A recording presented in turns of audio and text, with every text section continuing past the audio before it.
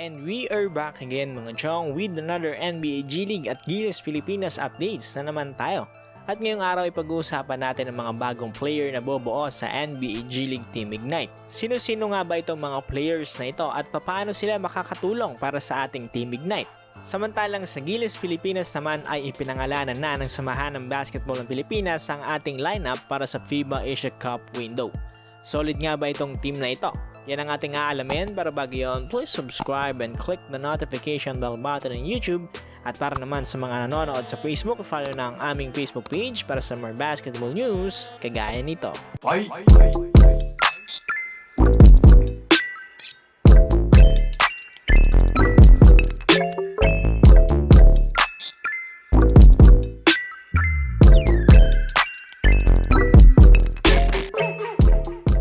So ito na nga ang inyong pinakihintay mga chong, nandito na nga ang ating ipamimigay na sapatos. So papaano nga ba makasali dito sa giveaway na ito? Simple lang mga chong, follow nyo lang itong dalawang steps natin. Una ay mag-subscribe ka lang dito sa ating YouTube channel na Timeout PH. Pangalawa ay mag-comment ka ng kahit anong related tungkol dito sa video. At kapag umabot tayo ng 100k subscribers ay bubunot tayo ng isa sa ating mga videos at mula doon ay pipili tayo ng isang one lucky winner gamit ang random picker. So ano pang hinihintay nyo mga chong, paabutin na natin to ng 100k subscribers. Good luck and back to the video. Nitong nakaraang buwan nga ay pinangalanan na magiging bagong teammate ng Team Ignite na si Reggie Hearn. At ngayong araw nga mga chong ay mayroon na naman silang mga panibagong players na bubuo dito sa ating Team Ignite. Ito nga ay ayon sa inailabas na report ng Rookie Wire sa kanilang website. Ayon dito, Amir Johnson among veterans added to the NBA G League Ignite roster. Inanunsyo kasi ng NBA G League nitong Thursday the additions of veteran players including Amir Johnson, Bobby Brown, Reggie Hearn, Brandon Ashley, and Cody Depps to the Ignite roster. At ang isa nga sa mga malulupit dito sa players na ito ay sila ay nakapaglaro na sa NBA and other professional leagues around the world, na isa sa mga magagandang dahilan para makatulong sa development ng 6 elite players including Kai Sotto para sa kanilang paghahanda sa NBA G League at NBA balang araw.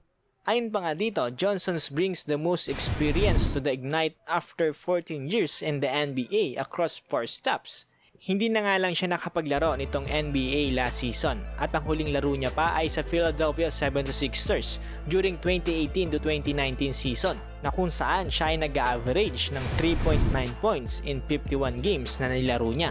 At kung babalikan nga natin mga chong ang naging addition para kay Reggie Hearn nitong nakaraang buwan, siya nga ang isa sa mga kauna-unahang veteran na sumali dito sa NBA G League Team Ignite, who went undrafted out of Northwestern in 2013 na kung saan nag-average ng 12.8 points, 3.7 rebounds, and 2.4 assists in 44 games played na nilaro niya para dito sa South Bay Lakers.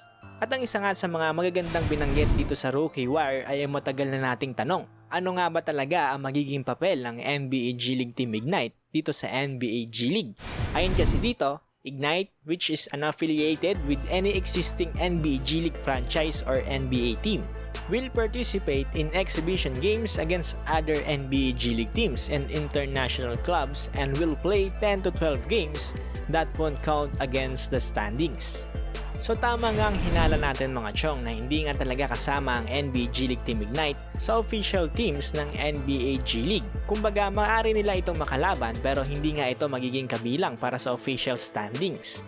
Kumbaga para magkakaroon lamang sila ng mga exhibition games dito sa loob ng NBA G League at para nga maihanda na sila para sa paparating na NBA Draft sa 2021. Binanggit kasi dito ng Rookie Wire na the prospects on Ignite will be draft eligible in the 2021 NBA Draft.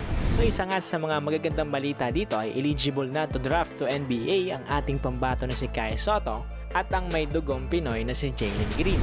Kung darating man ng araw na ito ay for sure ay mayroon na silang perfect spot para sa NBA. Para kay Jalen Green naman mga chong ay hindi na tayo dapat kabahan dito dahil sure naman tayo na makakapasok talaga siya. Para naman sa ating pambato na si Kai Sotto, sure din naman tayo makakapasok siya.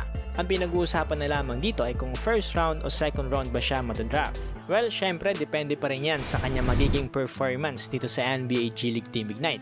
Kaya sana ipakita niya ang kanyang best para maging mas mataas ang kanyang draft eligibility sa 2021. Samantalang dito naman tayo sa Gilas Pilipinas, ngayong nalalapit na ang FIBA Asia Cup November window ay ipinangalanan na ng Samahan ng Basketball ng Pilipinas ang ating official lineup para sa ating Gilas National Team Pool.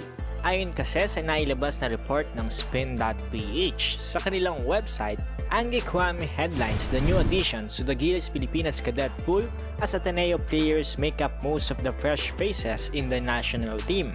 Matapos kasi natin maghintay ng halos ilang buwan din mga chong para dito sa ating Gilas National Team Pool, ay makukumpleto na at makukuha na nga natin ang mga magiging kasagutan dito sa ating mga tanong. Matapos nga kasi magkaroon ng mga problema sa mga players ng Gilas dahil most of the players ay naglalaro sa PBA na kung saan pinagbabawalan nga silang lumabas dahil sila ay nasa loob dapat ng PBA bubble. Kaya nagkaroon man ng aberya dito ay ginawan pa rin ng SBP kung paano nga ba nila ireresolba ang mga problema na ito. At ngayong ang halos ilang araw na lamang ang mga magiging ensayo ng mga players ay narito na nga ang official lineup. Simulan natin kay Ray Suerte, Justin Baltasar, Isaac Go, Matt Nieto and Mike Nieto, Kobe Paras, J.V. Gomez de Liano and Juan Gomez de Liano, J.D. Tungkab, Dwight Ramos, Dave Alfonso, Will Navarro, Ken Mark Carino, Calvin Oftana, Alin Bolinadi at ang ating naturalized player na si Angelo Kwame. Yan nga ang mga chong ang mga bagong mukha dito sa ating Gilas National Team Pool. Ngayon din kasi sa Spin.ph, SBP met with members of the pool on Wednesday anticipating the clearance from the Interagency Task Force or IATF for emerging infectious disease, allowing it to resume its training in Calamba. They were given the green light on Friday morning. Kaya sana mga chong sa loob ng maiksing pagsasanay nila ay mas maging maayos at matiwasay ang lahat ng kanilang pagdadaanan dito. Alalahanin natin ang Gilas ay mayroon na ngayong 1-0 win-loss in Group A, preparing for the games against Thailand on November 26 and Korea on November 28 at Thailand again on November 30. Pero mukhang ang magiging problema na lamang dito ng Gilas Pilipinas ay ang Thailand dahil umatras na nga ang Korea dahil mas iniisip nila ang kaligtasan ng kanilang mga players dito sa pagkakaroon ng competition sa FIBA Asia Cup November window. Kaya more or less mga chong dito sa laban nila kontra Korea ay mananalo na via default ang Gilas Pilipinas. Kaya kung kayo ang tatanungin mga chong, sang-ayon ba kayo dito sa binigay na lineup ng SBP?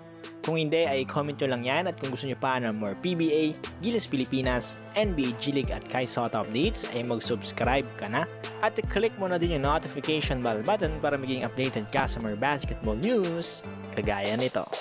Shoutout nga pala sa mga chong natin na walang sawang sumusuporta.